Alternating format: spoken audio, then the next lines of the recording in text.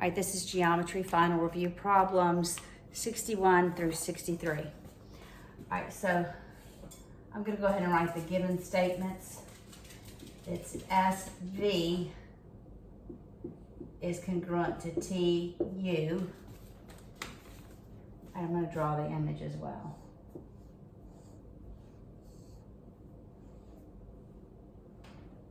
STUV. So we have SV is congruent to TU, and that's given. And we have SV is parallel to TU, and that is given. So we want to prove that VX, this length right here, there's X in the middle, that VX equals XT. So I'm going to go to prove that this triangle is congruent to this triangle. Triangle VXS is congruent to UXT. All right, because we have parallel sides, I can look at some angles. I know that this angle is going to equal that angle. So what is that? Angle XVS is congruent to angle, well, let's go all the way to T. It doesn't matter. We'll start next. Is XTU. XTU. That number 2 is also given. Why? Parallel lines form equal alternate interior angles. I can also go to the other side. I can say that this angle equals this angle. So that's angle XSV is congruent to angle XUT. XUT for the same reason. Parallel lines form equal alternate interior angles. Well, look, I now have side, angle, side. Angle, side, angle. Angle, side, angle. So the triangles are congruent. Sorry, I was about to sneeze.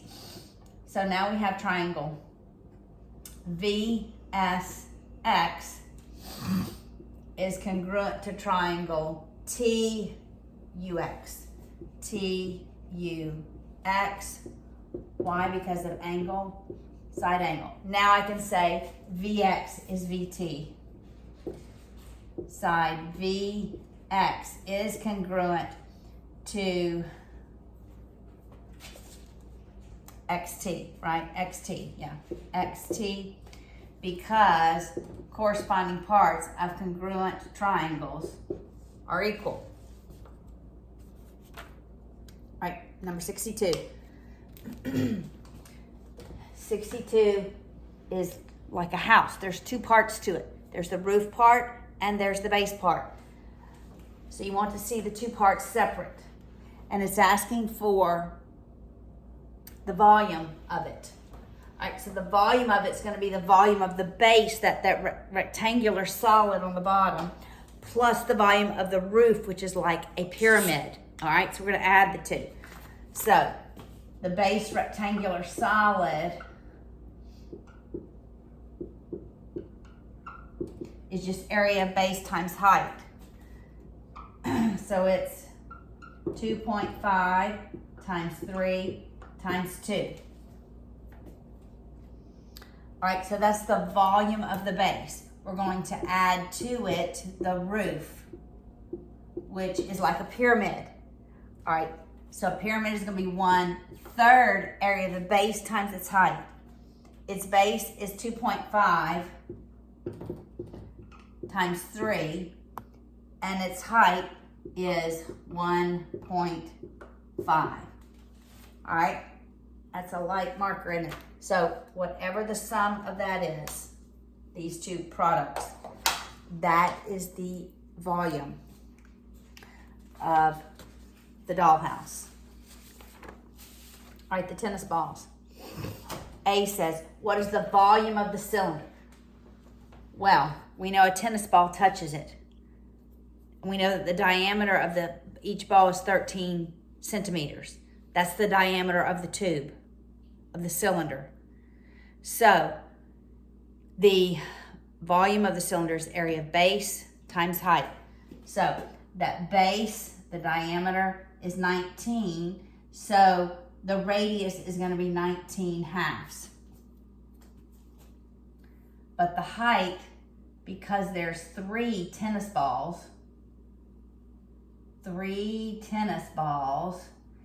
well, that's a diameter, that's a diameter, that's a diameter. So the height is going to be 3 diameters of the tennis ball. So it's 3 times 19. What is that? 27. So it's 57 centimeters is the height. So the volume of the cylinder is area of base, which is pi r squared. So it's pi 19 halves squared times the height 57. That's A. So that's the volume of the whole cylinder. B says, what's the total volume of the 3 balls? Where there's 3 of them and they are spheres, the volume of a sphere is 4/3 pi r cubed. So now this is going to be 19 halves cubed. Right, this is the volume of the balls. What percent of the volume of the container is occupied by the 3 balls? I'm grab my calculator. Try and calculate this.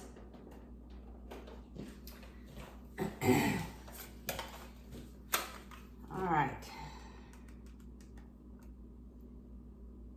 I'm gonna leave pi as pi.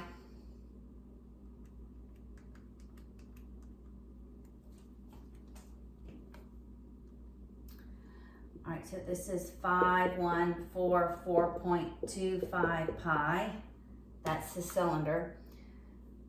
This is going to be, those 3's are going to cancel out, so it's 19 halves cubed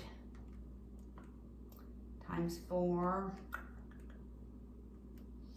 So this is going to be 3429.5 pi. All right, so the question is, what percent of the volume is occupied by the 3 balls? So I take the volume of the container times some percent. We always write percents over 100. That's what helps us get it from decimal. Or you can just think of it as a percent and then we'll convert it to a decimal. As a decimal, and we'll convert it to equals the volume of the balls. All right, so we're going to do this. So we have 5144.25 pi times some percent equals the volume of the balls, 3429.5 pi.